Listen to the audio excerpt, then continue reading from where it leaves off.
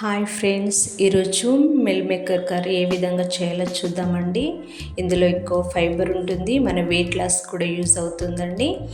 దీని కొరికి 1 బౌల్ నేను మీడియం సైజ్ మిల్ మేకర్ తీసుకొని వాటర్ హీట్ చేసి అందులో సాల్ట్ వేసుకొని ఒక పొంగు వచ్చిన తర్వాత అందులోకి ఈ మిల్ మేకర్ని వేసుకోవాలి. ఒక 2 మినిట్స్ వరకు ఇందులో బాయిల్ అయిన తర్వాత వీటిని స్ట్రైనర్లోకి తీసేసుకోవాలండి. దీన్ని నెమ్మదిగా మనము ఇందులో ఉన్న వాటర్ని కంప్లీట్గా మ్యాషర్తో వాటర్ మొత్తాన్ని నెమ్మదిగా తీసివేయాలి. బాగా కుక్ అవ్వడం కాకుండా ఒక 2 మినిట్ వరకు మాత్రమే వాటర్లో ఉంచాలండి, హీట్ వాటర్లో. దీని తర్వాత మనం కడాయి పెట్టుకొని ఇందులోకి మనము 3 టేబుల్ స్పూన్ ఆయిల్ తీసుకొని 1 స్పూన్ జీలకర్ర, 1 స్పూన్ ఆవాలు, అదేవిధంగా 1 స్పూన్ శనగపప్పుని కూడా పోపును వేసుకోవాలి. ఇందులోకి కొంచెం గరం మసాలా యాడ్ చేయాలండి. దాల్చిన చెక్క, లవంగము, మిరియాలు, అదేవిధంగా నచ్చి తీసుకొని ఆయిల్లో వేపుకోవాలి. ఇందులోకి కొద్దిగా కరివేపాకును కూడా యాడ్ చేసుకోవాలి. దాంతోపాటు పచ్చిమిర్చిని కూడా ఒక 4-5 తీసుకొని ఈ విధంగా చిన్న ముక్కలుగా వేసుకోవాలండి. దీని తర్వాత ఒక పెద్ద సైజు ఆనియన్ ముక్కను చిన్నగా తరిగింది ఇందులోకి యాడ్ చేసుకోవాలి. దీన్ని కూడా నెమ్మదిగా కలుపుకొని ఆయిల్లో మగ్గించుకోవాలి. ఇందులోకి మనము పసుపును ఒక 1 స్పూన్ వరకు యాడ్ చేసుకోవాలి. అదేవిధంగా 1 స్పూను అల్లాన్ని కూడా యాడ్ చేసుకొని పచ్చి వాసన పోయేంత వరకు ఆయిల్లో వేపుకోవాలి.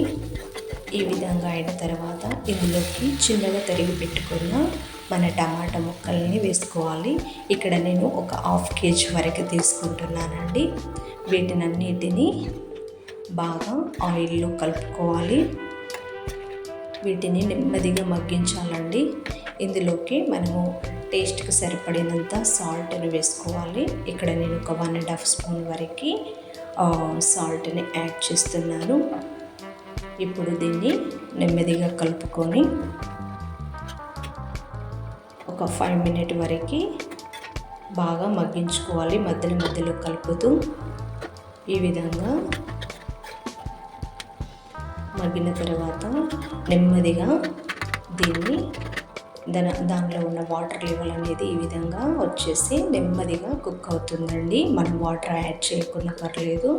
అదేవిధంగా మనకి రుచికి సరిపడినంత కారాన్ని ఒక 2 టేబుల్ స్పూన్ వేస్తున్నాను. దాంతోపాటు 1/2 స్పూన్ జీలకర్ర పౌడరు, మెంతి పౌడరు, మిరియాల పౌడరు, దాంతోపాటు 1/2 స్పూన్ గరం మసాలా, అదేవిధంగా ధనియాల పౌడర్ కూడా 1/2 స్పూను వేస్తున్నాను. ఈ మసాలాలన్నిటినీ బాగా కలుపుకోవాలి. దీంతోపాటు కొద్దిగా పుల్లగా ఉంటే చాలా బాగుంటుందండి మిల్ మేకరు. ఎక్కువ పుల్లగా కాకుండా నేను కొద్దిగా మాత్రమే చింతపండు రసాన్ని తీసుకున్నాను. దాంతోపాటు చిన్నగా తరిగిన మన కొత్తిమీర వేసుకుంటే మనకెంతో టేస్ట్కరమైన కర్రీ రెడీ అయిపోయినట్టే. ఇందులోకి మనము కొద్దిగా వాటర్ని కూడా యాడ్ చేద్దామండి. ఒక 1 కప్ వరకు వాటర్ యాడ్ చేస్తున్నాను. ఎందుకంటే మిల్ మేకర్ వేసిందంటే వాటర్ లెవెల్ అనేది మనకు తగ్గిపోతుంది కాబట్టి 1 కప్ వరకు నేను యాడ్ చేశాను. ఈ విధంగా బాయిల్ అయిన తర్వాత ఇందులోకి మిల్ మేకర్ని వేసుకొని ఒక 5 మినిట్ వరకు మాత్రమే ఇందులో కుక్ చేసుకోవాలండి. అంతే. Thank you.